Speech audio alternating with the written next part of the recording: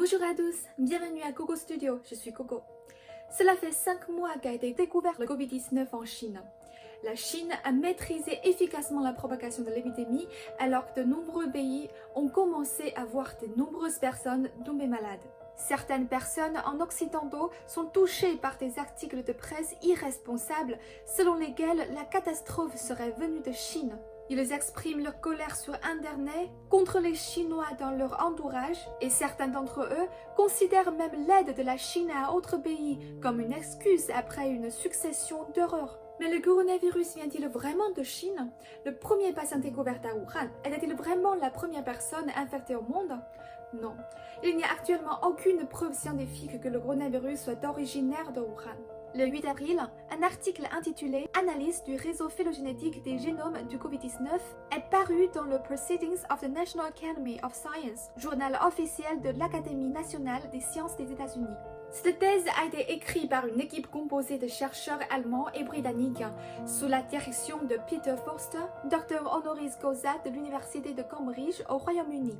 Ce scientifique a apporté une contribution exceptionnelle à l'étude des origines humaines. Regardons ensemble ce que dit cet article. Le Covid-19 est un virus instable et qui mute facilement. Les chercheurs ont analysé 160 données du génome du nouveau coronavirus daté du 24 décembre 2019 au 4 mars 2020. Ils ont découvert 3 principales variantes et les ont nommées respectivement type A, type B et type C en fonction de leur variation en acides aminés. Le type C est un dérivé du type B et le type B est un dérivé du type A.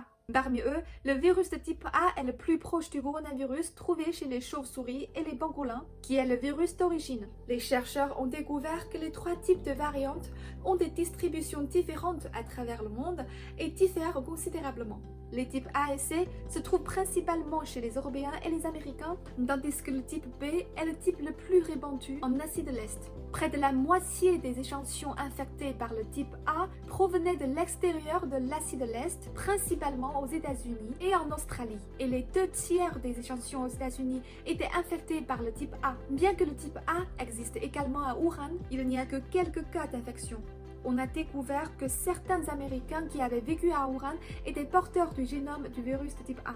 Selon Peter Forster, quand l'épidémie de Covid-19 s'est manifestée à Wuhan, le génome découvert en premier était juste du type P, et les chercheurs ont pensé par erreur qu'il s'agissait du virus d'origine. En fait, ce n'est pas correct. Le type A serait le virus d'origine et pourtant à Wuhan, la présence du virus de type A était très rare, alors que le virus de type B était le plus répandu lors du pic de l'épidémie à Wuhan. Nous savons aussi que le virus de type B a ensuite muté en type C. Le type B est principalement distribué en Chine et en Asie de l'Est. Les génomes de type B en dehors de l'Asie ont subi des mutations.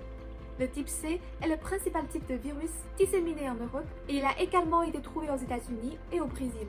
Le Dr Forster a déclaré dans une interview à CGTN que la recherche indique que le premier cas de nouveau coronavirus peut être transmis des chauves-souris à l'homme.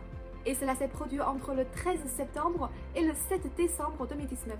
Par conséquent, le génome viral prélevé à Wuhan le 24 décembre 2019 ne peut pas révéler exactement l'origine de l'épidémie. En outre, de nombreuses personnes croient à tort que le marché de fruits de mer à Wuhan est le berceau du coronavirus.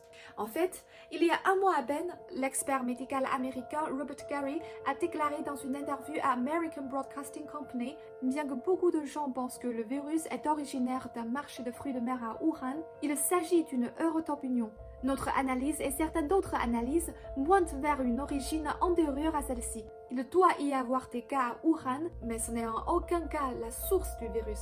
Donc à l'heure actuelle, il n'y a pas de conclusion définitive sur la question complexe de la source du virus dans la communauté scientifique et médicale. Les chercheurs du monde entier enrichissent constamment des échantillons et mènent des recherches plus approfondies. Le nouveau coronavirus est l'ennemi commun de toute l'humanité. Face à la lutte contre les épidémies, nous devons garder la tête froide et ne pas croire aux rumeurs et nous précipiter pour tirer des conclusions avant que les faits ne soient révélés. Nous ne devons surtout pas lier l'origine virale à la discrimination raciale. Notre tâche consiste maintenant à nous unir, à nous entraider et à combattre ensemble les maladies. À l'heure actuelle, la situation de la prévention et du contrôle de l'épidémie de Covid-19 en Chine continue de s'améliorer. Et en même temps, la Chine fait de son mieux pour soutenir d'autres pays. J'espère que chaque pays pourra réussir à vaincre l'épidémie. C'est à cela que nous devrions accorder la plus grande attention. Merci d'avoir regardé cette vidéo. Abonnez-vous à Coco Studio. Ciao!